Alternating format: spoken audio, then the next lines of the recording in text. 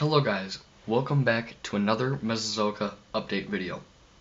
So today I've got 4 new cool things to show you. Well, there's, I guess you could count as like 6, but this is basically the main thing right here.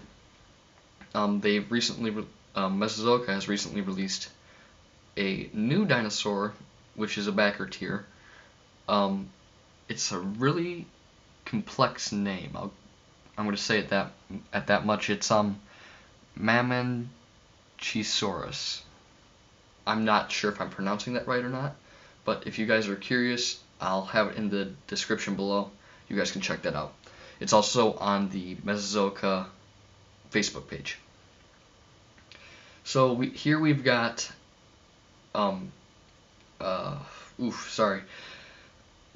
they've released new feeders. So they've got the one for the taller dinosaurs, like the sauropods, and it looks like maybe like some sort of like parasaur, possibly. I'm not sure if they would quite be able to reach up that high, but I think it's just for basic concept art that this is what they would do. I'm not sure if this is a carnivore or not either. If that was a carnivore, that would be kind of strange because they wanted to have deer and rabbit as the feeding types, and I don't think they would get that from up there. So these are herbivore feeders, I think. This one I'm not so sure about.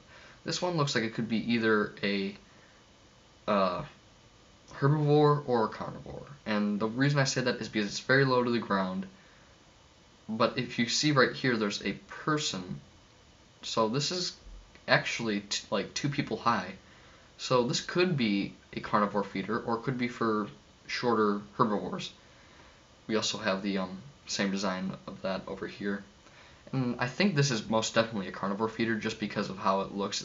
It's like deer raises up out of there, they go out and run around, things like that. So I think those are what those hatcheries are for. If you think differently, comment down below, let me know. But otherwise, let's move back onto the new dinosaur skins. So I think this is a Carnotaurus, I think, just because of the head crush. But they seem a lot more. They seem a lot bigger than the previous models did. That's just my opinion. They might not be. It might just be the coloring that makes me think that. But I do like the coloration on this, and I think this is this might be a backer skin, and the backer wanted to show it. Most backers have requested though that their skins don't be shown until the game is released, so it's like a surprise, I guess. And as I said in my last video, I'm perfectly fine with that. I think that's cool that we're gonna get some cool surprises when we first log on. And I really like it's sort of like a minty look to it, like if you ever go to Olive Garden, which I did just yesterday, so I'm thinking about their little candies that they give out that are like the green and the mint and the chocolate. That's kind of what it looks like to me. So, and then it's got like some red coloration right around the neck area. I think that's really cool. Right here we have the new sauropod, which I'm not even going to try to mention its name again because it's really complex and kind of hard to say, honestly. But let's get off of that. Alright, so we can see that it's probably, just by the naming, I think a lot of dinosaurs that have chi in it, a lot of them that I have heard of have been from China. That's the main one where they usually get the chi in them. I'm not sure if it's like the naming convention system that they have set up over there, where they have like where that's significant in the naming convention over there.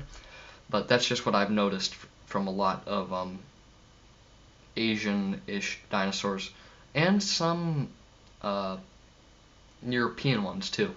So it must just be something to do with the species, like the different species over there, which I think is kind of cool. Something unique. But it's got, the thing that's different about this sauropod is that it has a very short tail that gets skinny very fast, because right here it's very thick. It's a very thick tail right here. but it very quickly gets very skinny. Now, since we don't have a closer side view where we can't see almost directly down it, this might be longer than it appears in this photo, but I don't think so. This looks like it's probably nowhere near as long as the neck. Like, it might only go out to here. That's what I think. And that's kind of weird, because most of the time the sauropods had to have tails that were almost as long as their necks, if not longer, to balance them out. So this is, I think either they didn't model it right, which I don't think is true. They have pretty good modelers. Or this is just a unique type of dinosaur. I like the sand brushed look to it. The brushing along the neck. It sort of looks like a giraffe, but it's a little too light almost. They actually do have a giraffe skin of, I want to say Brachiosaurus, and I thought that was kind of cool. Just something unique to throw in there. Also, I want to comment on a few other things. First off, I got a comment in the 6 update, and someone said, at least Mesozoica is trying to get more accurate with adding more feathers to Dakotaraptor. I wasn't so sure if, I was going to, hope for this project or not, because it isn't very accurate. And I want to comment on that and say that Mesozoica actually is more unique in the sense that it allows for you to choose whether or not to have your dinosaurs accurate or not so accurate. And I think that's a big misconception that a lot of people have about Mesozoica and a lot of dinosaur games in general, is that all of them are inaccurate just because they don't have feathered dinosaurs. And first off, don't get me wrong when I say this, but feathered dinosaurs, we see genetic variations within the human population that make some people have different, I guess you could say, skin, or there's a disease where I don't know, it's a genetic condition where where instead of having skin, you have scales. So possibly raptors could have had that as well. I'm not trying to say, oh, Jurassic World or Jurassic Park are correct by not having feathered dinosaurs, but I'm not saying that it isn't possible for there to have been a scaled dinosaur, more specifically a scaled raptor, because it is possible. I mean, there's a massive diversity out in the genetics area. A lot of species have strange genetic mutations. That could have been one of them. I'm not trying to say that it was, because we don't know. But what I wanted to say that, Mesozoica has accurate facts in it. It has accurate dinosaurs that are really accurate considering our data that we have currently. They're up to date. And then we have ones that are for people who, just like the look of the scaled raptor. So Mesozoica doesn't force you to choose between scaled or not scaled. You can have a pack of feathered raptors and a pack of non-feathered raptors. It's completely up to what you want. You could have mixed.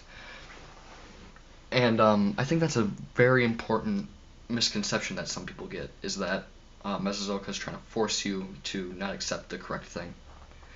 And not trying to discredit Prehistoric Kingdom, because I want to get Prehistoric Kingdom too, because I think it's a great game as well. It looks really good and everything, but I want to make sure that everyone knows that Prehistoric Kingdom is more accurate, but it doesn't give you the decisions to choose. And what I mean by that is a lot of people from the die-hard Prehistoric Kingdom against Mesozoica for everything. First off, you shouldn't be like that. Come on, both of these games are great. And two, these dinosaurs, you saying that Mesozoica is forcing you to accept a non-realistic dinosaur. First off, they have both variations, and two, Prehistoric Kingdom is forcing you to accept the accurate versions without any substitute. So really, not trying to discredit Prehistoric Kingdom, but they gave you less options as a user. And I'm not complaining with that, you know. I like either way. But I just want Prehistoric Kingdom fans to be aware of that fact that, you know, Prehistoric Kingdom has less options for you than Mesozoica when it comes to deciding your dinosaurs. Again, not trying to hate on Prehistoric Kingdom. I really like the game.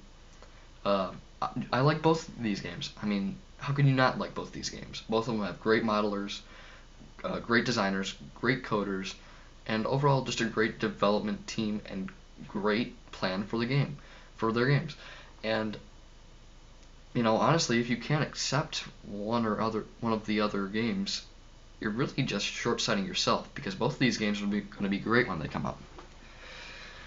So, with that out of the way, that's pretty much all I wanted to talk about. Also, like I've been saying in the past few videos, if you want a Jurassic Craft series, let me know in the description below. Because, I mean, not the description, in the comments.